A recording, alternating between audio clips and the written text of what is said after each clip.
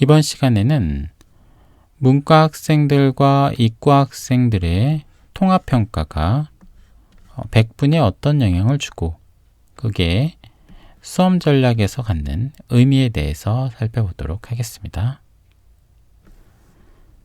일단 문이과 학생들을 통합해서 100분위를 산출을 하려면 점수 분포가 합쳐져야 되죠.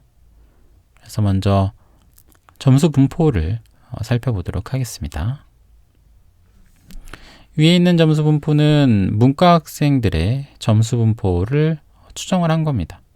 그래서 2021학년도 문과 학생들의 원점수 분포를 바탕으로 해서 2022학년도에 이 학생들이 시험을 봤을 때는 어떻게 되겠구나 하고 추정을 한 거고, 밑에 있는 거는 마찬가지로 2021학년도 이과 학생들 시험 결과를 바탕으로 해서 이 학생들이 2022학년도 시험을 봤을 때 어느 정도 되겠다 이렇게 추정을 한 겁니다.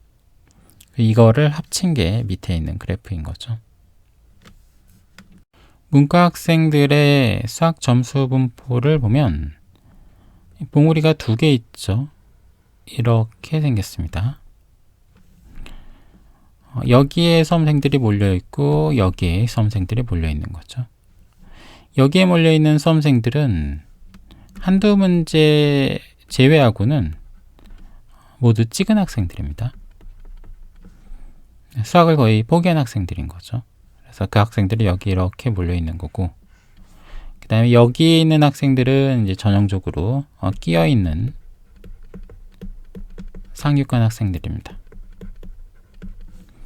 문제가 전반적으로 쉬우니까 고득점을 받기는 하는데 킬러 문제하고 실수 때문에 만점을 받지는 못해서 여기 이제 이렇게 다 끼어있는 그런 학생들입니다.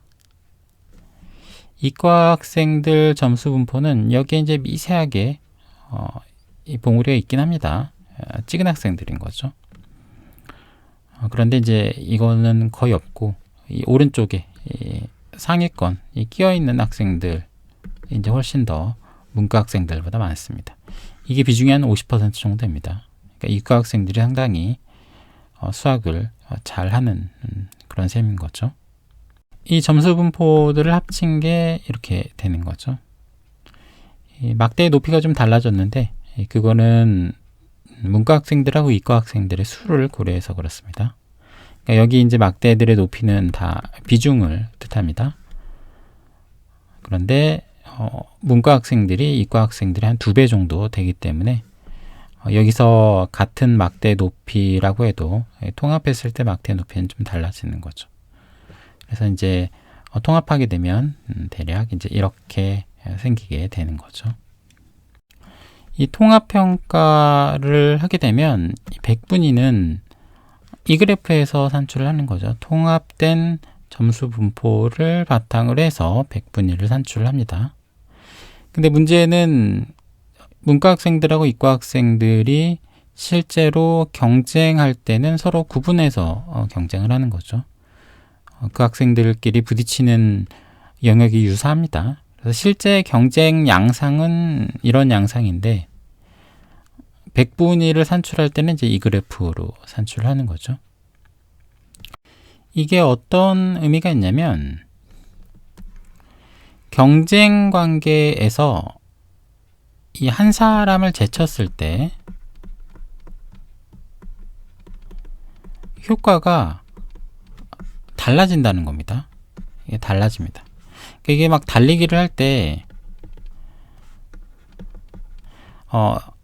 얘네들끼리 이제 경쟁을 하지 않습니까? 그래서 이 양반이 이제 한 사람을 제쳤습니다. 그러면 이제 1등의 차이가 나야지 정상이지 않습니까? 경쟁 관계에만 고려하면 이제 이렇게 되는 건데, 이 평가를 통합해서 하기 때문에 이 한 사람 제쳤을 때 효과가 달라지는 겁니다. 이게 무슨 얘기냐면 어떤 학생이 이제 이과 학생이 여기 있습니다. 여기서 이제 경쟁 관계에 있는 한 학생을 제쳤습니다. 이 학생 공부를 좀 더 열심히 해서 그러면 이제 원래 1등이 올라가야 되는 게 정상인데, 그게 이제 이과 학생들 사이에서 경쟁을 할 때는 그런데 이 평가 자체를 통합해서 하기 때문에 이 학생이 한 학생을 제쳤을 때 제쳐지는 학생의 수는 이 문과 학생 여기 있는 학생들까지 이제 포함이 된다는 거죠. 그러니까 이과 학생 중에서 이 문과 학생들이 많이 분포되어 있는 근방에 있는 학생들, 이근방에 있는 학생들 같은 경우에는 공부를 좀 더 열심히 하게 되면은 성적 향상이 이근방에 있는 학생들보다는 훨씬 더 좋다는 거죠. 이근방에는 이제 문과 학생들이 몰려 있지 않기 때문에 이근방에서 뭐 1등 제치면은 여기 있는 학생들까지 포함돼서 성적 향상의 효과가 반영이 되겠지만 이근방에서 제치게 되면 여기 있는 학생들이 포함이 되니까 성적 향상이 이제 좀 더 뚜렷한 거죠. 여기도 마찬가지겠죠. 이과 학생들, 이근방에 있는 학생들 같은 경우에는 공부를 좀 더 열심히 하게 되면 이제 백분위 향상이 이제 훨씬 더 커지는 거죠. 이건 이제 이과 학생들 입장인 거고, 문과 학생들 입장 같은 경우에는 이제 이과 학생들이 여기 몰려 있으니까 이근방에 있는 문과 학생들은 이제 공부를 좀 더 열심히 할 필요가 있는 거죠. 여기서 이제 공부를 예전 같으면 여기 있는 학생이 뭐 이만큼 공부했다 그러면 이만큼만 학생만 제칠 수 있었는데 이제는 여기 있는 학생들까지 다 제쳐지는 거기 때문에 그런 거죠. 그래서 이과 학생들 중에서 이제 수학을 거의 포기한 학생들 같은 경우에는 이근방에 있는 학생들 같은 경우에는 공부를 좀 더 많이 할 이유는 있는 거고, 문과 학생들이 몰려있는 이 꼭대기에 해당하는 이과 학생들, 이게 이제 한 이과 학생들 상위 20% 근방에 있는 학생들입니다. 이 학생들은 이제 좀 더 열심히 할 필요가 있고, 이과 학생들이 이렇게 몰려있는 구간에 해당하는 문과 학생들, 여기가 이제 문과 학생들의 한 34%, 상위 34% 정도 해당합니다. 이 근방에 있는 학생들은 좀 더 열심히 해야 됩니다.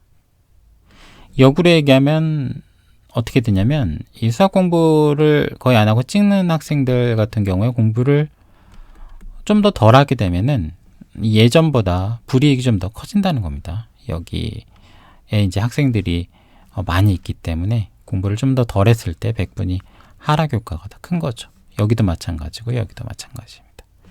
그러니까 학생들이 좀 상대방 계열의 학생들이 몰려있는 그 근방에 있는 학생들은 공부를 좀 더 열심히 할 그럴 필요가 있는 거죠. 그게 이제 이 통합평가가 수험 전략에 미치는 그런 영향과 의미가 되겠습니다.